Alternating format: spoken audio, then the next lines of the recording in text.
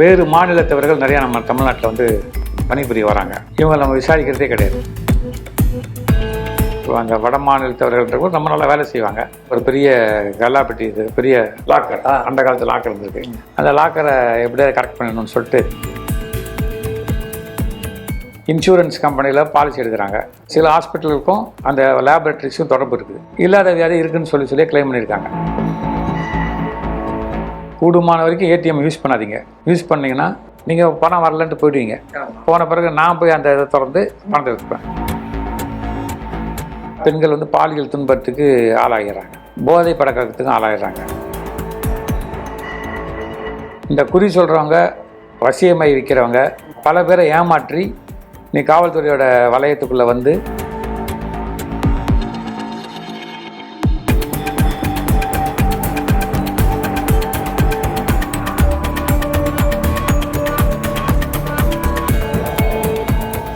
வணக்கம் சார். இது வரைக்கும் ஆன்மீகம் சம்பந்தமாக பல கேள்விகளுக்கெல்லாம் விடை சொல்லிட்டு வந்தீங்க. இந்த கிரைம், இந்த விழிப்புணர்வு சம்பந்தமாக முதல்ல பதிவுகள்லாம் போட்டோம். இப்போ கொஞ்ச நாளாக இந்த ஆன்மீகத்தில் இறங்கிட்டதுனால விழிப்புணர்வு பதிவுகள்லாம் போடுறதில்ல.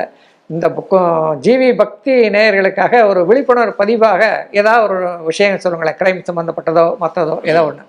ரொம்ப சிறப்பான கேள்வி கேட்குறீங்க. அதாவது எனக்கு ரொம்ப பிடிச்ச சப்ஜெக்ட்டு கிரிமினாலஜி.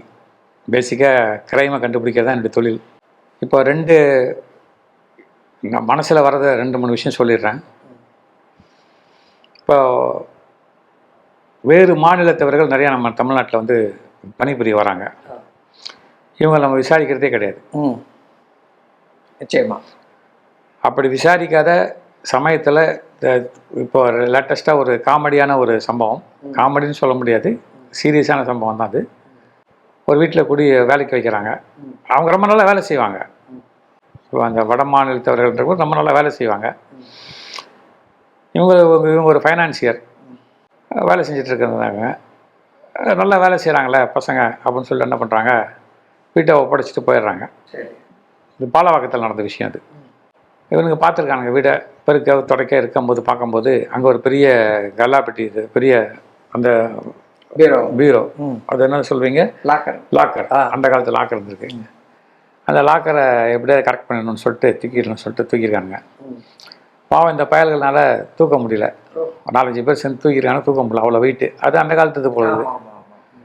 கொண்டு போய் எங்கேயோ வச்சு வெல்டு பண்ணி பார்த்துருக்காங்க, முடியல. இரவில் ரோந்து பண்ணி போன காவலர்கள் அதை பார்த்துருக்காங்க. இதனால் அவன் நைட்டில் உட்காந்து வெல்டு பண்ணிட்டுக்கிறானே அப்படின்னு சொல்லிட்டு பிடிச்சி விசாரிச்சிருக்காங்க. விசாரிக்கும் போது இந்த வீட்டில் தான் திருடியிருக்காங்கன்னு சொல்லி கண்டுபிடிச்சி நல்ல வேலை காப்பாற்றி கொடுத்துட்டாங்க.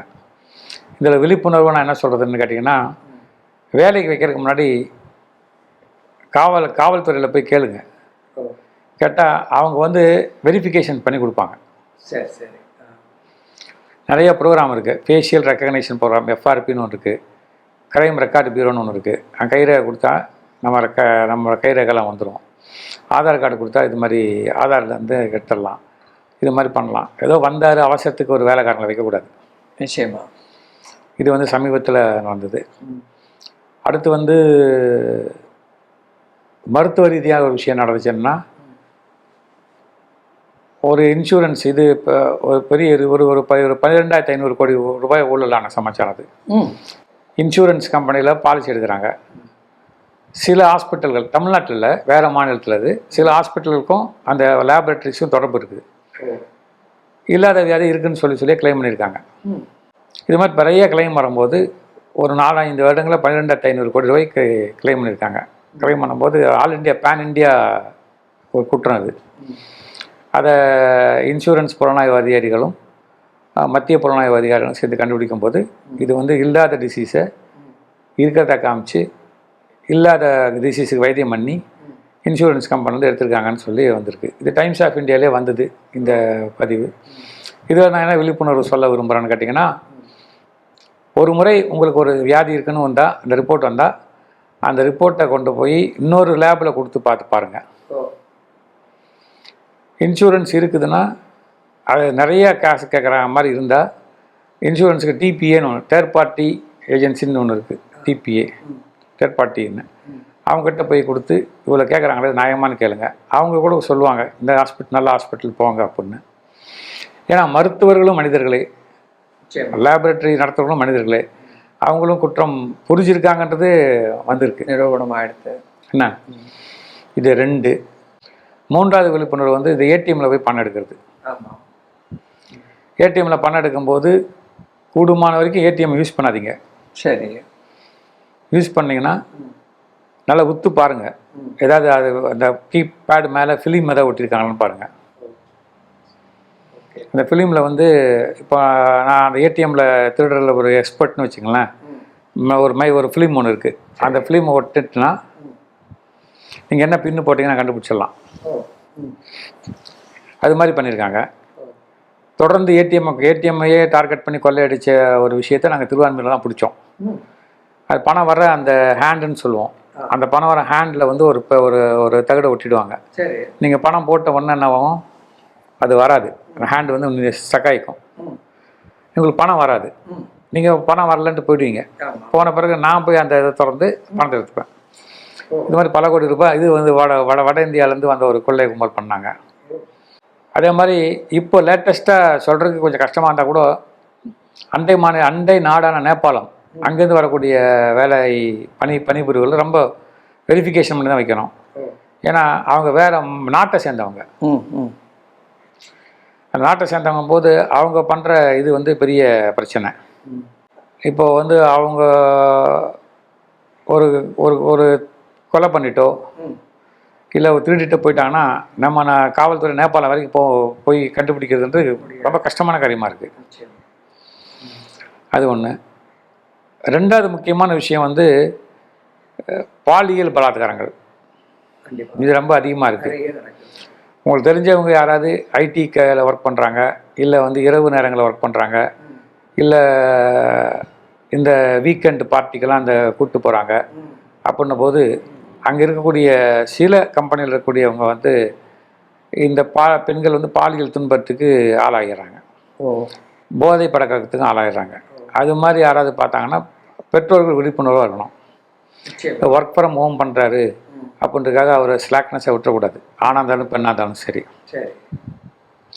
இதை விட முக்கியமான விஷயம் நம்ம சப்ஜெக்ட்டுக்கே வரேன் நான். ஜோதிடர்கள், குறி சொல்பவர்கள், அப்புறம் இந்த வசியமை விற்கிறவங்க, இதெல்லாம் போய் கண்டிப்பாக என்ன அவங்கெல்லாம் உங்களுக்கு பரிகாரம் பண்ண முடியாது, நான் உங்களை வசியம் பண்ண முடியாது, குறியெல்லாம் சொல்ல முடியாது. என்ன இந்த குறி சொல்கிறவங்க, வசியமை விற்கிறவங்க, ஜோதிடர்களை சொல்ல மாட்டேன், இந்த 2 பார்ட்டிகளும் பல பேரை ஏமாற்றி நீ காவல்துறையோட வளையத்துக்குள்ளே வந்து பெரும் அவதிக்கு ஆளாயிட்ருக்காங்க. நிச்சயமாக இது மிகப்பெரிய விழிப்புணர்வு மக்கள். ஆமாம். அது தென் மாநிலங்களில், கொங்கு மண்டல பிரிவு அந்த மாநிலங்கள், அந்த ஏரியாவில் நிறைய கம்ப்ளைண்ட்டு. சென்னையிலையும் வட சென்னை அந்த ஏரியாவில் பெரிய பிரச்சனைகள். சாமி போய் நம்ம கேட்டு கொடுக்கலன்னா விட்டுற வேண்டியதான். சாமியார் பின்னாடி சுற்றக்கூடாது.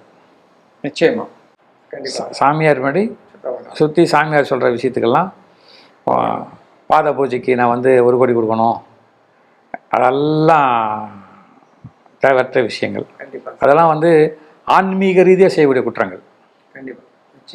ஆன்மீகத்தை ஒரு ஃபார்முலாவை வச்சுட்டு அவங்க குற்றங்கள் பண்ணுறாங்க. அதை தயவுசெய்து ஒரு எச்சரிக்கையாகவே எடுத்து தவிர்த்துருங்க. அதை இந்த முறை அந்த ஆன்மீகத்துக்கு அப்புறம் நம்ம பேசுறதுனால அந்த ஒரு திகிலான குற்றங்களை பற்றி நான் சொல்லலை.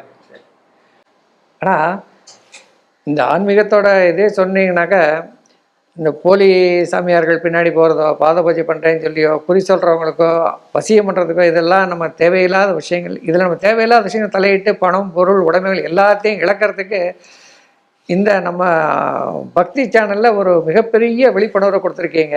அதே போல் ஐடியில் வீக்கெண்டு பார்ட்டிஸ் போகிறவங்கள பெற்றோர்கள் எவ்வளோ கவனமாக பார்த்துக்கணும், அவங்கள விட்டுட்டு நாளைக்கு இழப்பு பெற்றோர்களுக்கு தான் இழப்பு. இன்னொன்று இழப்பு பெற்றோர்களுக்கு அல்ல சார், ப்ளீஸ். பெற்றோர்களுக்கும் சேர்ந்து அவங்களுக்கு எதிர்காலமே போயிடுது. அந்த சம்பந்தப்பட்டவங்களுக்கான எதிர்காலம் போயிடுது. பெற்றோர்களுக்கு தீராத மன உளைச்சல், நோய் கடிமை வந்துடுது. நிச்சயமா இதெல்லாம் வந்த பிறகு அவங்களுக்கு வாழ்க்கை வீணாப்படும். கண்டிப்பாக இது ஒரு மிகப்பெரிய அவேர்னஸ். சம்பந்தப்பட்டவங்கள் யாராக இருந்தாலும் புரிஞ்சுக்கிட்டு அதுபடி நடந்துக்கிட்டாங்கன்னா வாழ்க்கை நல்லா இருக்கும். மிகப்பெரிய இன்றைய விழிப்புணர்வு பதிவில் ரொம்ப நல்ல விஷயங்கள் சொன்னீங்க. மக்களுக்கு இதனால் நிச்சயமாக நல்ல பலன்கள் கிடைக்கட்டும். அதே மாதிரி நாங்கள் பார்க்குற குற்றங்களில் வந்து பெண் குழந்தைகளை அறிமுகம் இல்லாத வீட்டிலோ அறிமுகமில்லாத நபர்களிடமும் பழக விடாதீங்க. கண்டிப்பாக அது வந்து இன்றைய காலகட்டத்தில் பேராபத்தை விளைவிக்குது. நிச்சயமாக சார், கண்டிப்பாக. என்ன, ஆண்களை விட பெண் குழந்தைகளை நம்ம கவனமாக பார்த்துக்க வேண்டிய காலகட்டம் அது அப்படின்னு சொல்கிறேன். நிச்சயமாக இதில் பல குற்றங்கள் வந்து மிக தெரிஞ்ச உறவினர்கள் வீட்டு மூலமாக தான் நிறைய நடக்கிறது. பெண் குழந்தைகளை பொறுத்த வரைக்கும், சிறிய குழந்தைகள் பொறுத்த வரைக்கும், பெண் குழந்தைகளும் சரி ஆண் குழந்தைகளும் சரி தெரியாதவங்க கிட்ட விடக்கூடாது. கண்டிப்பாக சார், மிகப்பெரிய நல்ல கருத்து இன்றைக்கி சொன்னது. ரொம்ப நல்ல விஷயம் sir. Thank you sir. Thank you Ganapathi sir.